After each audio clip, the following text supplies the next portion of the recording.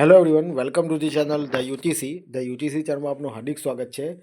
Police ભરતી માટે અગત્યના અને ખૂબ જ સારા સમાચાર છે કે જે પણ ઉમેદવારોએ પોલીસના ફોર્મ એટલે કે પીએસઆઈ બિન હથિયારી પોલીસ સબ ઇન્સ્પેક્ટર અને લોકરક્ષક એટલે કોન્સ્ટેબલનું જે ફોર્મ ભરેલ છે તેમના માટે ખૂબ જ અગત્યના સમાચાર છે. ઘણા બધા ઉમેદવાર કેટલાક સમયથી રાહ જોઈ રહ્યા છે કે ક્યારે રનિંગ થશે અને ઘણો બધો સમય થઈ ગયો છે. તો એ અરસામાં એ સમયગાળામાં એક જે લોકરક્ષક ભરતી બોર્ડ એટલે કે જે એલઆરડી ગુજરાત 2021.in ઓફિશિયલ જે વેબસાઇટ છે તેના પર એક નોટિસ મૂકવામાં આવેલી છે જે તમારા માટે ખૂબ જ ઉપયોગી છે. તો તેના પરથી તમે જાણી શકશો કે રનિંગ ક્યાંથી સ્ટાર્ટ થશે, મતલબ એના કોલ લેટર પર ક્યારે આવશે તેના પરથી તમે અંદાજો લગાવી શકશો.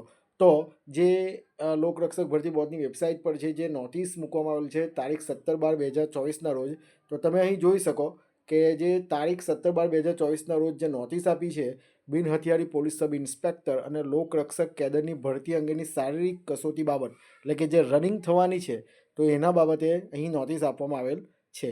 હવે એની અંદર શું કહેવા માંગે છે તેના વિશે આપણે વાત કરીએ તો ગુજરાત પોલીસ ભરતી બોર્ડ દ્વારા જાહેરાત ક્રમાંક GPRB 2023-24 ની બિન હથિયારી પોલીસ સબ ઇન્સ્પેક્ટર એટલે કે પીએસઆઈ અને લોકરક્ષક કોન્સ્ટેબલ કેડરની ભરતી અંગેની શારીરિક કસોટી સંભવિત જાન્યુઆરી 2025ના બીજા સપ્તાહમાં એટલે કે સેકન્ડ વીક ઓફ જાન્યુઆરી 2025 યોજવામાં આવનાર છે, જે અંગે તમામ ઉમેદવારોએ નોંધ લેવી. એટલે કે બીજા વીકમાં જે બીજા અઠવાડિયામાંથી આ શારીરિક કસોટી યોજાશે સંભવિત, એટલે કે બીજું અથવા ત્રીજું વીક કન્ફર્મ રહેશે.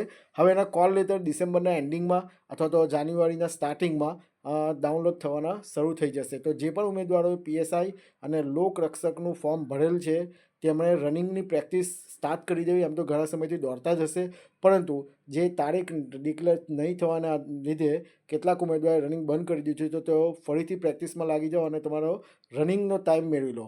તો દરેક ઉમેદવારોને જેમણે પીએસઆઈ અને કોન્સ્ટેબલના ફોર્મ ભરેલા છે તો દરેક ઉમેદવાર રનિંગ પાસ કરે એવી ધ યુટીસી ચેનલ તરફથી શુભેચ્છા. અને જો તમને વિડીયો ગમ્યો તો પ્લીઝ વિડીયોને લાઇક અને શેર કરી દેજો. Thank you very much.